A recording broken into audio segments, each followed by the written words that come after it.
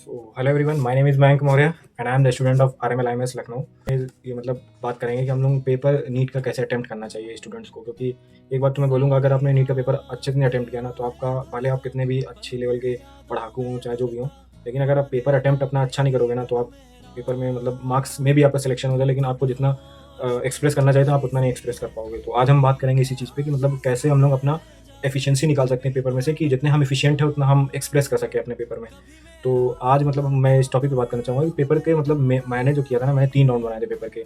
इसमें मतलब margin of error कम करना होता है। जो नीट का पेपर होता है ना, उसमें बस ये आपको करना है कि आपको अपनी गलती बचानी है। आप अपनी गलती बचा लेंगे तो आपका सिलेक्शन ऑटोमेटिक हो जाएगा। और सिलेक्शन तो अलग बात है, अब इसके ऊपर जो मार्क्स और अच्छा आता है, जैसे 650 प्लस आप लोगों का इस बार बहुत बच्चों का टारगेट होगा। उसके लिए मैं बताना चाहूँगा कि मैंने क्या किया था। मैं कोई मतलब बहुत ज़्यादा पढ़ाकू ये सब स्टूडेंट नहीं था। मैं बस, मेरे को इतना पता था कि अगर मेरे पे सेल्फ मतलब कॉन्फिडेंस है और मेहनत कर लेंगे, इतना था कि दोस्त अच्छे मिल गए थे तो मेहनत करना आ गया था कि हाँ भाई इसको ऐसे करना है, इसको ऐसे करना है। और मेरी जो पेपर अटेम्प्ट की स्ट्रैटेजी थी वो शायद मैंने दोस्तों से डिस्कस किया था, वो किसी की नहीं थी। तो मैं इस बात को थोड़ा मतलब कॉन्फिडेंस से बताना चाहूँगा कि मैं अलग पेपर, यूनिक तरीके से पेपर अटेम्प्ट करता था। तो मैं क्या करता ना, पेपर को 3 राउंड में लेता था। जैसे मतलब 3 राउंड मुझे बनाना है पेपर को, first round, second round, third round. और लास्ट का जो 5 to 10 मिनट्स होगा ना, वो मैं रिवीजन के लिए रखूँगा कि मैंने कौन कौन से क्वेश्चन नहीं अटेम्प्ट किए, करें कि नहीं करें।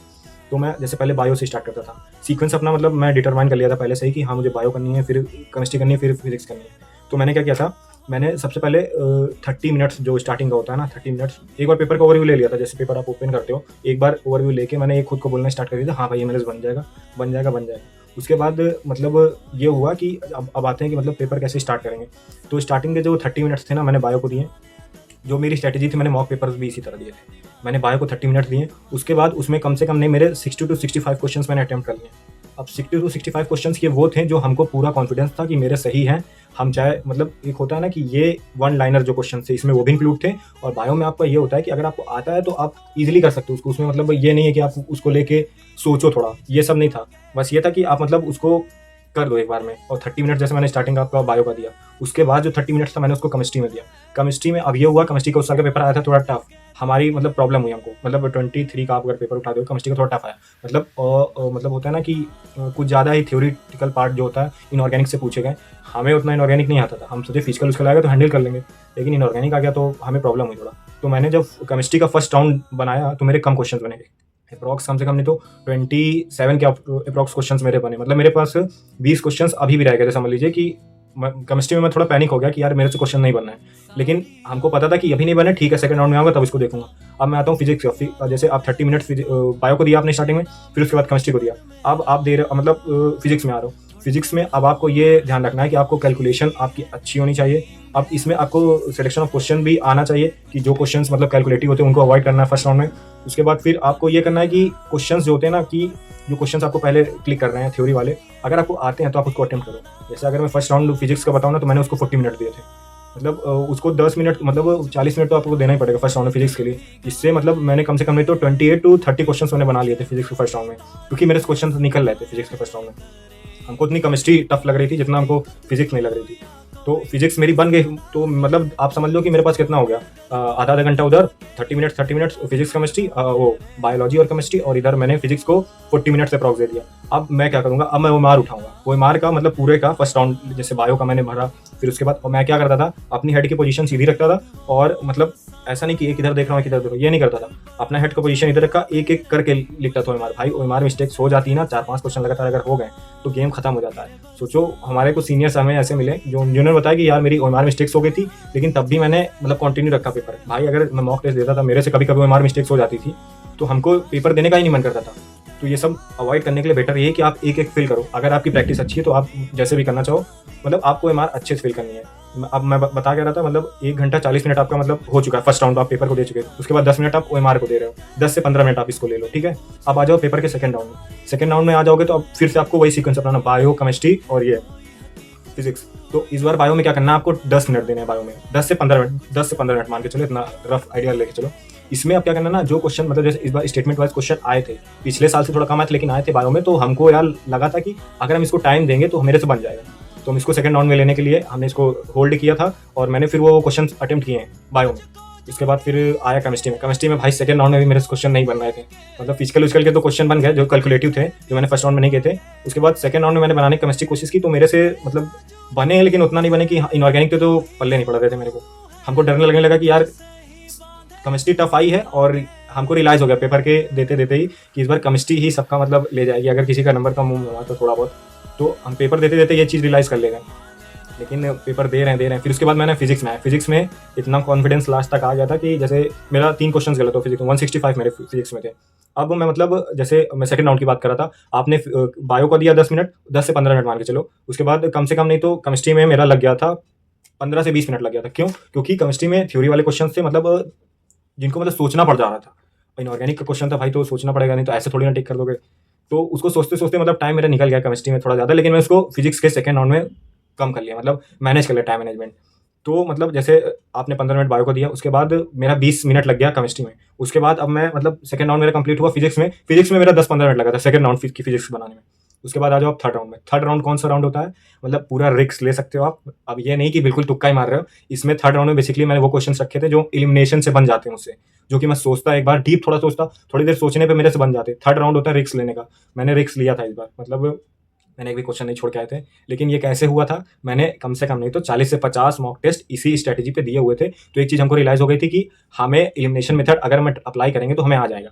तो एलिमिनेशन मेथड मैंने किया, और लास्ट का जो 20 से 25 मिनट था ना, मतलब जैसे 3 घंटे 20 मिनट का वहाँ पेपर हुआ था, तो आधे घंटे पहले समझ लो मैं रिस्क ले रहा था हर एक क्वेश्चंस में, मतलब एलिमिनेट करने का। जैसे इनऑर्गेनिक के क्वेश्चन जो केमिस्ट्री के मेरे से नहीं बन रहे थे, उसको मैंने दूसरे मेथड से किया कि मैं एलिमिनेट करके करता हूँ, दूसरे में कैसे बनेंगे।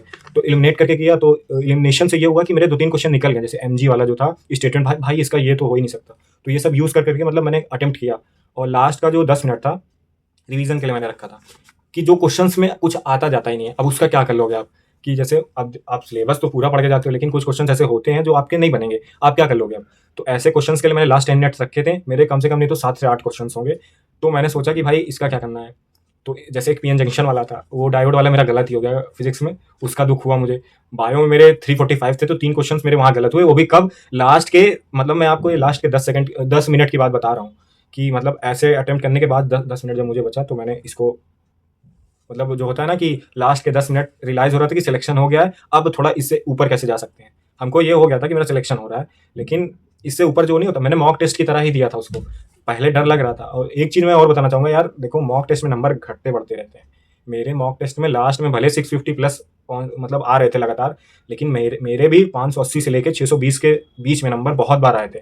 मतलब जिसकी मतलब कम से कम मैंने 40 से 50 पेपर दिए ना, उसमें से कम नहीं तो मेरे 30 पेपर तो मतलब आए थे 580 से लेके 620-30 के बीच में। उसके बाद जो मतलब अपग्रेड हुआ वो लास्ट के बीच में इसलिए हुआ क्योंकि मैंने पेपर का एनालिसिस किया अच्छे से।